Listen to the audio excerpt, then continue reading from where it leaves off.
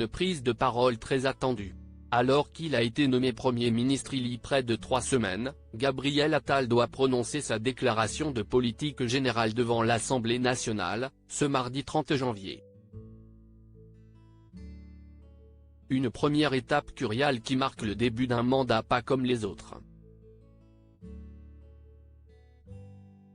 Car, oui, lorsqu'ils sont nommés à la tête du gouvernement, les locataires de Matignon sont parfois obligés de mettre entre parenthèses leur vie de famille. Mais l'amour et la fierté que portent les anciens premiers ministres à leurs enfants, ne manquent tout de même pas de se faire remarquer lors de certaines déclarations. Pour beaucoup, le nom de Jospin est souvent précédé du prénom Lionel, resté comme l'un des occupants contemporains de Matignon les plus mémorables de ces dernières années, mais il peut également être accolé au prénom Eva, faisant alors référence à la fille de l'ancien Premier ministre de Jacques Chirac, et connue pour ses talents d'artiste. La femme de 48 ans, diplômée des Beaux-Arts de Paris et véritable référence dans le monde de l'art, avait d'ailleurs organisé une grande exposition au Palais des Papes, à Avignon, avec une dizaine d'œuvres dont certaines réalisées spécialement pour l'événement, pendant l'été 2023. Fier, Lionel Jospin ne manque pas de mettre sa fille en avant lorsque l'occasion se présente, ou de parler également de son fils Hugo, connu comme étant compositeur de musique pour documentaires, mais il n'est pas le seul Premier ministre à parler de ses enfants. Si Elisabeth Borne, qui assure la charge de la fonction de Première ministre depuis un peu plus d'un an désormais, est, comme à son habitude, assez discrète sur ce sujet, ayant tout de même parfois évoqué sa relation avec son fils Nathan, son prédécesseur, Jean Castex, n'avait, lui, pas manqué de parler durant son mandat de ses 4 filles, Lise, 22 ans, Pauline, 20 ans, Eugénie, 16 ans, et Léa, 11 ans, née de son mariage avec Sandra Ribelleg. Avant Jean Castex, Édouard Philippe, a lui aussi profité de ces 3 adolescents lorsqu'il a cédé sa place à l'ancien maire de la commune de Prades en 2020.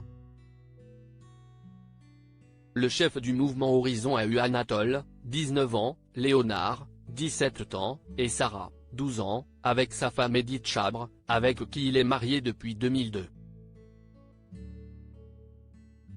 Très protecteur, l'ancien Premier ministre d'Emmanuel Macron n'a jamais voulu se faire photographier avec ses enfants par la presse. Ils n'ont d'ailleurs pas emménagé à Matignon, restant dans leur appartement du 9e arrondissement de Paris.